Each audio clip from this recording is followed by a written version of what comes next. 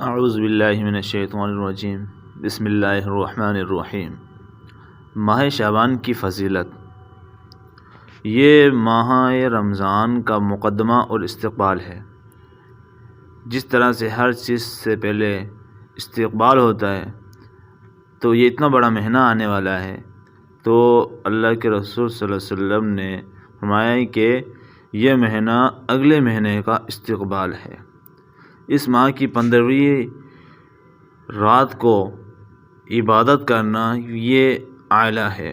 یہ سب لیلۃ البرات اور رحمت کی رات ہے۔ اس رات کو عبادت کرنی چاہیے، اور اگلے دن کا روزہ رکھنا یہ مستحب ہے، اور نصف شعبان کے بعد روزہ رکھنا یہ بہتر نہیں ہے، یعنی کہ آدھا شعبان گزر جائے تو اس کے بعد روزہ رکھنا یہ بہتر نہیں ہے۔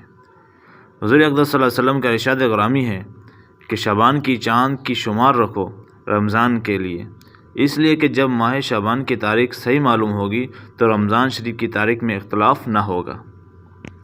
حضور اقدس صلی اللہ علیہ وسلم شعبان کے مہینے کا جتنا خیال رکھتے تھے اتنا کسی مہینے کا خیال نہیں رکھتے تھے، یعنی چاند دیکھنے کا خاص طور پر اہتمام فرماتے تھے۔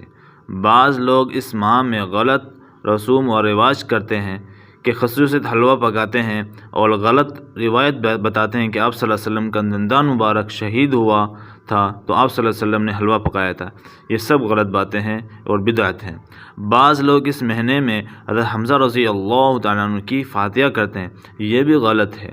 اور بعض لوگ کہتے ہیں کہ شب برات میں مردوں کی روحیں گھروں میں آتی ہیں اور وہ تقاضا کرتے ہیں کہ ان کے لیے کچھ پکایا جائے، یہ بھی سب غلط ہے۔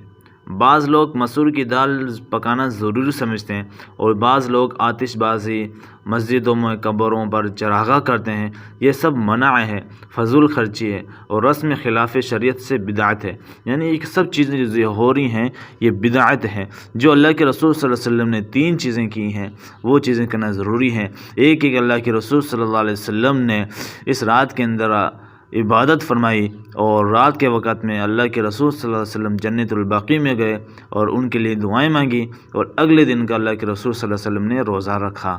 ساتھ یہ فرمایا کہ اللہ کے رسول نے کہ نصف شعبان کے بعد، یعنی آدھا شعبان گزر جائے، 15 شعبان گزر جائے تو اس کے بعد روزہ رکھنا یہ بہتر نہیں ہے۔ مطلب یہ ہے کہ ایک روزہ جو ہے 15 شعبان کا وہ روزہ رکھو، اس کے علاوہ روزہ نہ رکھیں، تاکہ اگلے جو فرائض آنے والے رمضان ہیں، رمضان کے روزے رکھنے جو فرض ہیں اس کے اندر کمی نہ رہ جائے۔ اس لیے اللہ کے رسول صلی اللہ علیہ وسلم نے فرمایا کہ آدھا شعبان کے بعد روزہ رکھنا یہ بہتر نہیں ہے۔